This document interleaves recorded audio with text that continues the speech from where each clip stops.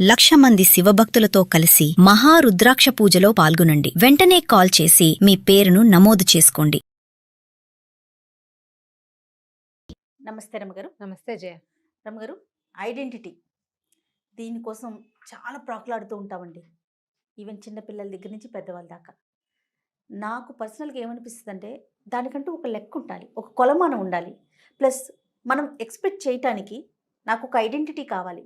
దానికి అసలు మన ప్రయత్నం మనం ఏం చేస్తున్నాం? మనకి ఎందుకు ఐడెంటిటీ వస్తుంది? వచ్చిందాన్ని నిలబెట్టుకోవటం అది ఇంకొక విషయం. మీరు ఎట్లానో చెప్తారనుకోండి. పిల్లలకి మనం నేర్పించాలి ఈ క్వాలిటీని వద్దా? ఇది ఏమనాలంటే చాలా ట్రిక్కీ క్వశ్చన్. ఐడెంటిటీ క్రైసిస్ అనేది జీవుల సహజ లక్షణం. సహజ లక్షణం. పిల్లాడు తన ఐడెంటిటీని అని ఏడ్చి ప్రూవ్ చేసుకుంటూ ఉంటాడు. వాడిని గుర్తించకపోతే వాడు ఒప్పుకోడు.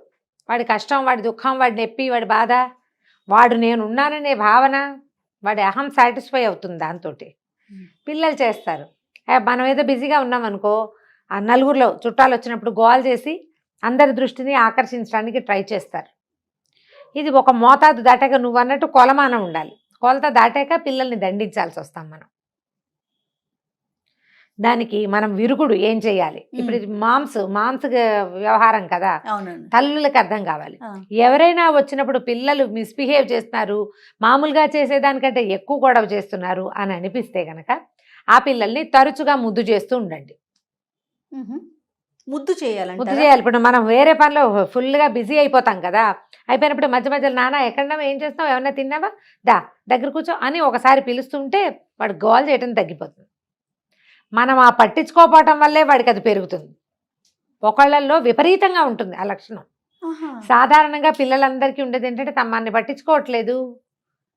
వాడు ఆడుకునేటప్పుడు వాడు ఆడుకుంటుంటాడు, అమ్మ పని చేసుకుంటుంటే వాడు ఒప్పుకోడు. ఎవరితోటైనా ఇంకోళ్ళతో ఇన్వాల్వ్ అయ్యేటప్పుడు వేరే వ్యవహారాల్లో ఉన్నప్పుడు పిల్లలు ఐడెంటిటీ కోసమే ఏడుస్తారు. ఓకే, తల్లుల్ని ప్రశాంతంగా ఉండనివ్వరు. వీళ్ళని ఏంటంటే కాస్త ముద్దు చేస్తూ ఉండాలి. తర్వాత అలా ముద్దు చేస్తూ వాడికి మెల్లిగా ఎవరైనా వస్తే అమ్మ బిజీగా ఉంటుందనే విషయాన్ని అలవాటు చేయాలి. ఓకే, వాడికో దానికో ఇక అదే పద్ధతి. ఇక మనని పని చేసుకొని ఇవ్వకుండా ఎప్పుడు అలాగే బిహేవ్ చేస్తారు పిల్లలు. ఇది కొంతమందిలో ఏంటంటే సహజ సిద్ధమైన లక్షణంగా ఉంటుంది.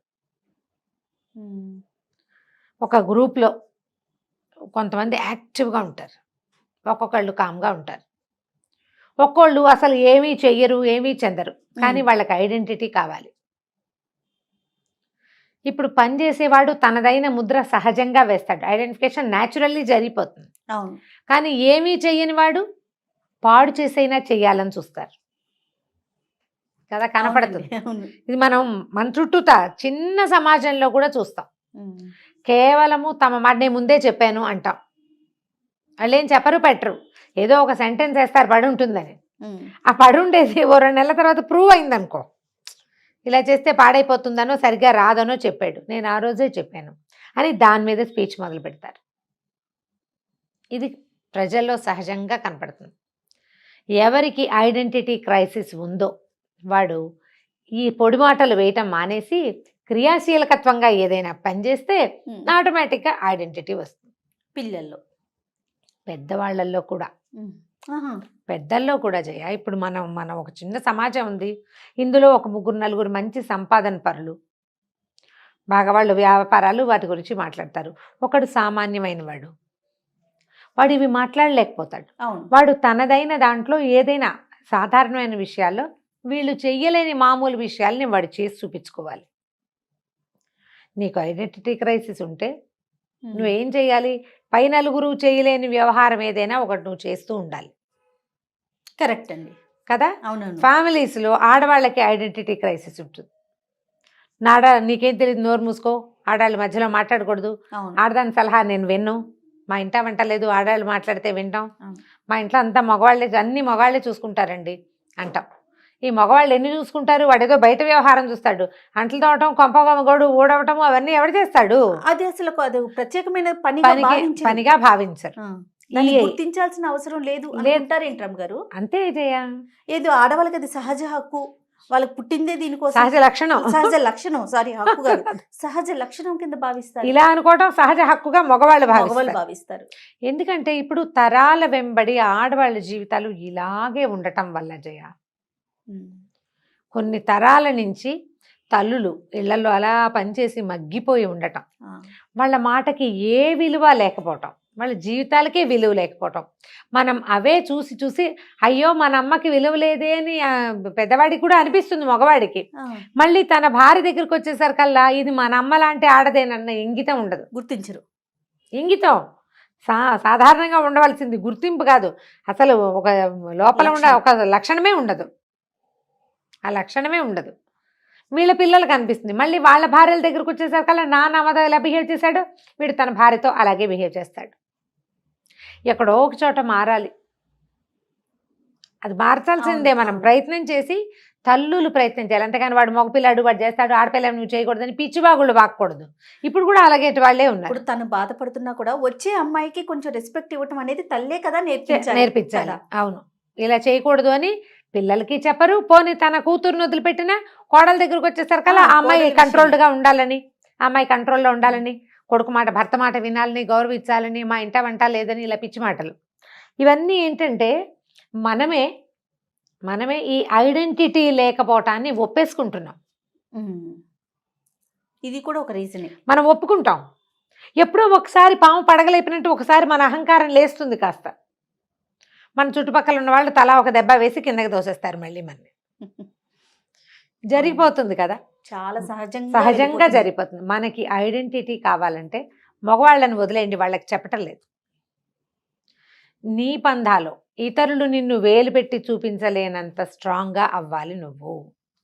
ఈ నువ్వు అనేది ప్రతిదీ, చిన్న పిల్ల దగ్గర నుంచి పెద్దవాళ్ళ దాకా ప్రతి వ్యక్తిది ఈ లక్షణంగా ఉండాలి. ఇప్పుడు ప్రతి వాళ్ళు అదేదో చేసేయలేరు కదమ్మా. అదే కల్పనా చౌదరి లాగా ఎక్కడికి వెళ్తాం మనం? కల్పనా చావ్లా లాగా అక్కడెక్కడికో వెళ్ళిపోలేము.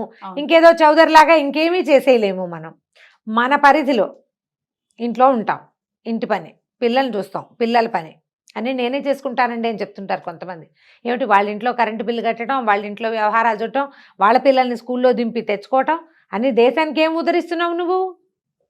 ఇంటినే కదా నేనే చూసుకుంటా, అన్ని నేనే చూసుకుంటా, మా ఇంట్లో నాకెవ్వరు ఎవ్వరు చూడరమ్మా. మన బతుకు మనమే మోసుకోవాలి. ఎవరైనా కొంతమంది చూసి పెడతారు, అమ్మలు, చెల్లెళ్ళు, కజిన్స్, బాగా మోసేవాళ్ళు, అత్తగారులు, ఆడపడుచులు చేసి పెట్టేవాళ్ళు కొంతమందికే ఉంటారు. అసలు ఇప్పుడు సమాజంలో వాళ్ళు లేరు, చాలా తక్కువ. ఎవరికి నలుగురేసి ఆడపడుచులు ఉంటున్నారు జయ? లేదు కదా. ఉంటే దాని ఎవరి జీవితాలు వాళ్ళకు ఉండట్లా, అందరిది పరుగే కదా.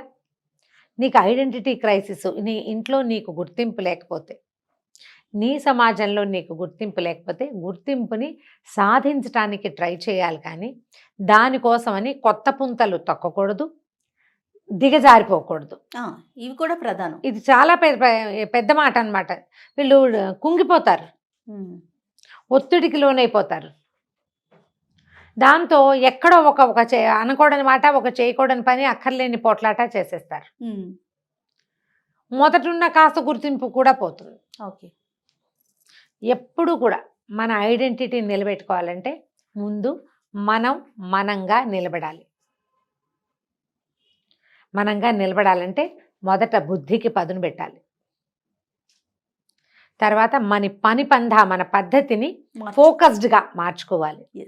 ఒంటికి బద్ధకం ఉంటే దాన్ని తగ్గించుకోవాలి.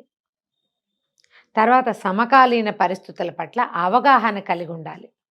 మన హస్బెండ్ అతను ఏదో బిహేవ్ చేస్తాడు బ్యాడ్గానో ఎట్లా కొట్లా, ఏంటి ఇతని బిహేవియర్కి కారణమని ఆలోచించండి. మీ బుద్ధికి పదును పెడితే ఇది కుదురుతుంది. అతను ఏదో చేయలేక చికాకు పడి ఈ పెళ్ళాం అనే పదార్థాన్ని గుర్తించకుండా చేస్తాడు. అతను ఏది చేయలేకపోతున్నాడో అది మీరు చేయగలరేమో చూడండి, దానికి ఆలోచించాలి, ట్రై చేయాల్సిందే, ప్రయత్నం చేయాలి. అతను చుట్టుపక్కలతో సంబంధ బాంధవ్యాలు సరిగ్గా సెట్ చేసుకోలేకపోతున్నాడు, నేను నా పద్ధతి ప్రకారం నా ఇష్టారాజ్యంగా నేను ఇలాగే అఘోరిస్తాను అనకుండా మీరు మార్చుకోండి. టైం మేనేజ్మెంట్ రాదు కొంతమంది మగవాళ్ళకి, అది మీరు ప్లాన్ చేయండి. దానికి ఏం చేయాలి? ముందు బ్రెయిన్లో నేను అనే భావన కాకుండా ఎస్ మీ అనే భావన ఉండాలి. నేను అనాలి. నేనో అని ఏడవద్దు, నేను అని నుంచోండి. ఒకటే, అదే సేమ్ ఫీలింగ్. జస్ట్ నువ్వు పరిగెత్తి దాని వెనకాల పడి ఏడుస్తావా, దానికోసం నిలబడతావా? ఒక్కసారి నిలబడితే ఆటోమేటిక్గా నీకు నుంచోటం అలవాటైపోతుంది. పెద్ద పెద్ద కష్టాలు కూడా పెద్ద బాధించవు. మనం స్ట్రాంగ్ విమెన్ని ఎంతమందినో చూస్తాం. అవునండి. ఇప్పుడు ఎందుకు మన అమ్మమ్మలు కూడా స్ట్రాంగ్ విమెన్ బోల్డ్ మంది కనపడతారు. చాలా మంది మనం సక్సెస్ స్టోరీస్ వింటావా, మా అమ్మ ఇడ్లీలు అమ్మి మమ్మల్ని పెంచింది, మా అమ్మ ఏదో పాచి పని చేసి మమ్మల్ని చదివించింది. ఎంత స్ట్రెంగ్త్ చేయాలి. అవునవును అవును. చాలా స్ట్రెంగ్త్ కదా. వాళ్ళు ఏదో కష్టపడి పని చేసుకుని ఎక్కడ అవకాశం ఉంటే అక్కడ పిల్లల్ని పెట్టి ఏదో రకంగా, అదే స్ట్రెంగ్త్ వీళ్ళకెందుకు ఉండదు? అంత స్ట్రెంగ్త్ గల తల్లుల దగ్గర పెరిగిన పిల్లలు సుకుమారంగా ఉంటే ఎట్లా? వీళ్ళు స్ట్రాంగ్గా ఉండాలి కదా. వాళ్ళని చూసి మళ్ళాటి వాళ్ళు ఆలోచించి నేర్చుకోవాలి. అవి కష్టాలు, ఇవి మనకున్నవి ఏమిటి, ఇది సోది, ఈ కాస్త చిన్న కష్టాల కోసం ఇంత ఆలోచించడం ఏంటి, నాది అసలు పెద్ద కష్టమే కాదు అని నిలబడితే మీ ఐడెంటిటీని మీరు సాధించుకోగలుగుతారు. క్రైసిస్ ఉండదు ఇంకా దానికోసం. మీకు గుర్తింపు లేకపోతే దానికోసం బాధ, ఉంటే ఇంకా బాధ ఏముంది? అదే కదా, ఉంటే బాధ లేదు కదా. ముందు బీ స్ట్రాంగ్. పిల్లల్లో ఈ లక్షణాలు ఉంటే వాళ్ళకి ఇలా బోధించండి. ఏడవటం, మొత్తుకోవటం, ఎంతసేపు గొడవ పెట్టడం, ఎంతసేపు అల్లరి చేయటం, ఏదో ఒకటి పారబోయటం, చింపేయటం, ఇలాంటివి కాకుండా కొంచెం క్రియాశీలకంగా పిల్లలు బాగా చదువుకోవటము, క్లీన్గా ఉండటము, ఫలానా పని బాగా చేయటము, బుద్ధిగా ఉండటం, అర్లీగా పడుకోవటం, అర్లీగా లేవడం, ఇలా ఏవైనా కొన్ని క్రియలని పిల్లలకి నేర్పించండి. టైం మేనేజ్మెంట్, టైం టేబుల్ చేసుకోవటం వాళ్ళంతటి వాళ్ళే. అప్పుడు వాళ్ళకి సహజంగా వాళ్ళ మీద వాళ్ళు నిలబడతారు కదా. నిలబడేసరికల్లా ఈ క్రైసిస్ ఫీలింగ్స్ తగ్గిపోతాయి. గుర్తింపు దానంతట అదే లభిస్తుంది. ప్రతిసారి మనం శభాష్ అనుకుంటూ ఉండాలి. మనని ఎవరైనా శభాష్ అనే రోజు వస్తుంది. అసలు ఒకసారి నువ్వు సక్సెస్ అయితే నీకెవరైనా శభాష్ అనాలన్న ఆలోచన కూడా రాదు. గుర్తింపు కోరుకునేటప్పుడు మనకున్న అర్హతలు ఏంటి, అదొకటి ఆలోచించాలి. అవ్వాలి అనేది కూడా ఆలోచించాలి. దాన్ని మీట్ అయ్యేందుకు ట్రై చేయండి. ఆ తర్వాత స్టెప్ ఆటోమేటిక్గా పడుతుంది. ఇంకా క్రైసిస్ లేదు. క్రైసిస్ మేనేజ్మెంట్ చాలా ఈజీగా వచ్చేస్తుంది. 100% రమ్మ గారు. నమస్తే. నమస్తే.